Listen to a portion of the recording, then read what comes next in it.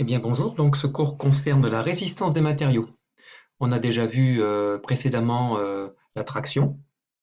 Eh bien là, ce cours va nous parler plus exactement du cisaillement. Donc vous écouterez plusieurs fois cette vidéo, vous verrez, ça vous permettra de répondre plus tard à un questionnaire. L'objectif de ce cours, par exemple, c'est de vérifier si un axe ou une vis résiste à une force de cisaillement. On pourra transposer ensuite dans une étude plus globale, par exemple d'un ouvrage mécano-soudé comme vous avez ici sur votre gauche.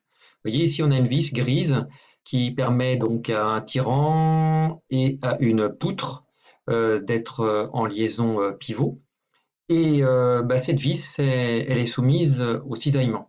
Imaginons que sur le panneau rouge, on ait une force d'une tonne vers le bas. Eh bien, donc la poutre grise va avoir tendance à vouloir aller vers le bas, alors que le tirant vert va lui dire, eh ben non, tu ne vas pas vers le bas, tu restes en position. Et entre les deux, ce qui se passe, c'est qu'il y a une vis. Et cette vis-là, par la partie verte, va vouloir rester à sa place, mais par la partie grise que je vous montre, qui est devenue bleue maintenant, elle va avoir tendance à descendre. Si on cache le tirant, voilà. On voit ici la vis et on voit la zone de la vis qui est cachée dessous. Là, on voit le petit cercle ici. Voilà. Ce petit cercle bleu et de l'autre côté, ce petit cercle ici. Voilà, orange et bleu maintenant. Ce sont deux zones qui sont soumises au cisaillement, puisque tout ce qui est gris ici va vouloir descendre, et alors que la vis, elle, voudra rester immobile. Bien. Voilà un petit peu comment se passe le cisaillement. Alors, on vous donne des fichiers, je vous lirai le document que vous aurez d'ailleurs en document papier, et on vous demande de répondre en 4 étapes à ce travail qui concerne donc le cisaillement. Voilà. Alors le cisaillement, en fait, c'est une contrainte qu'on appelle tau, T-A-U. Là, vous voyez un axe, comme l'axe de la vis qui est ici, vous voyez, avec une force tangentielle que l'on appelle S, la section toujours en millimètres carrés de la vis, et on voit ici, en fait, la vis qui se déforme, une zone de déformation qui est liée au cisaillement.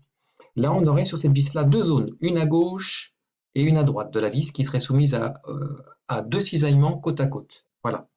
Et donc on appelle tau la force divisée par la section. Donc la contrainte tangentielle, c'est égal à la force divisée par la section. Voilà. Alors la caractéristique de la courbe, en fait, c'est exactement la même caractéristique que la courbe de la traction-compression que je vais vous mettre ici, que l'on a vu la dernière fois. C'est exactement la même forme puisqu'on utilise les mêmes caractéristiques.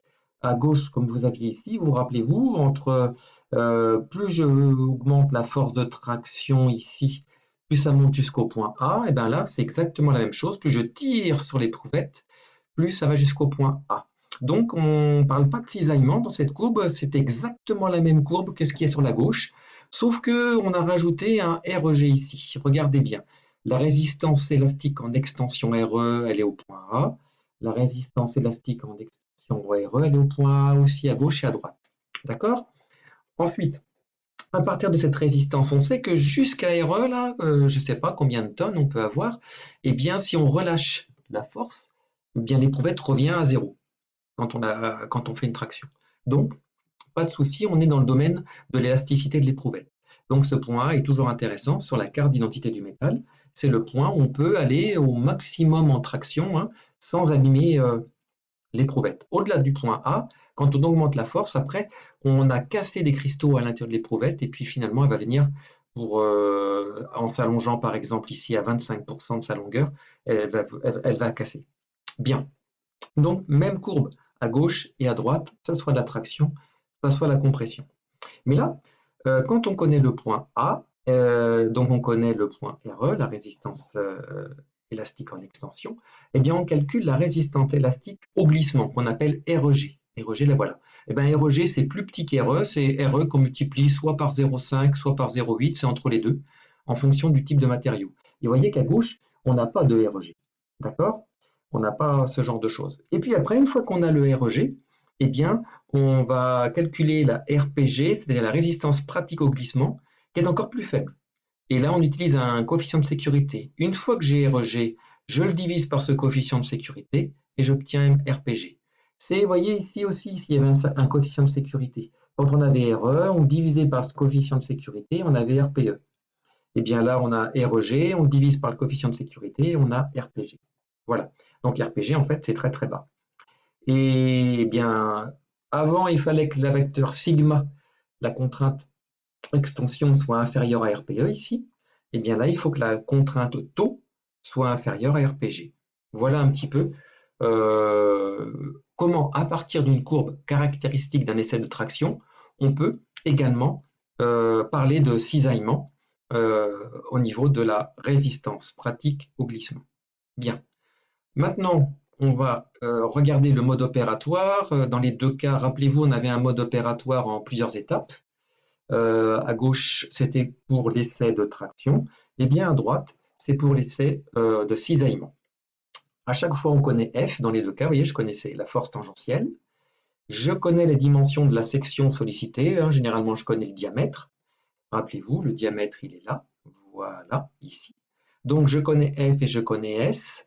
Et bien donc, je peux maintenant, grâce à F et S, je peux connaître la force, la contrainte taux qui est ici. Puisque du diamètre, je calcule la surface. Et ensuite, avec la surface qui est ici, je peux calculer donc taux, la calcul de la contrainte au cisaillement. Bien.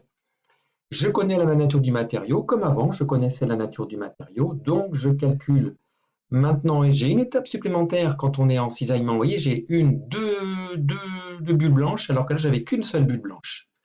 Mais maintenant, d'abord, il faut que je multiplie RE par un coefficient compris entre 0,5 et 0,8.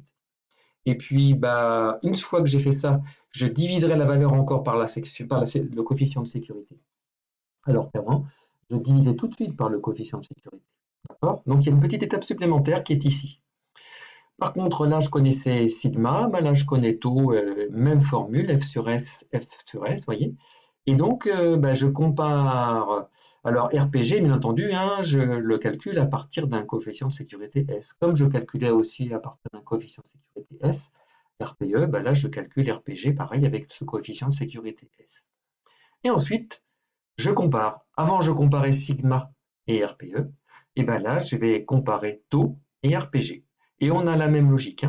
Donc, il faut que taux soit inférieur à RPG. Rappel, taux qui est ici, RPG qui est ici. Et quand on était en contrainte de traction, sigma ici et RPE ici. Voilà, donc là, il y a un peu plus d'étapes pour le cisaillement. Le formulaire par rapport à l'autre, la force de traction se transforme en force tangentielle. Donc là, ici, la section soumise au cisaillement, c'est la même section soumise au cisaillement. Donc la contrainte normale, maintenant, c'est une contrainte tangentielle. Sigma devient taux. La résistance élastique en extension, RE, et bien là, c'est la même.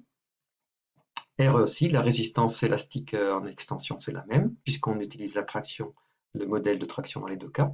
Par contre, à partir de RE, ici, on avait juste le coefficient de sécurité qui nous permettait de calculer RPE. Et bien là, on a un coefficient d'abord qui est compris entre 0,5 et 0,8, qui va nous permettre de calculer REG. Et puis après, REG, si on y met la division par le coefficient de sécurité, eh bien on trouve RPG, ce qu'on appelle la résistance pratique au glissement. Ok? Donc, et là, la condition c'était que sigma était inférieur à RPE.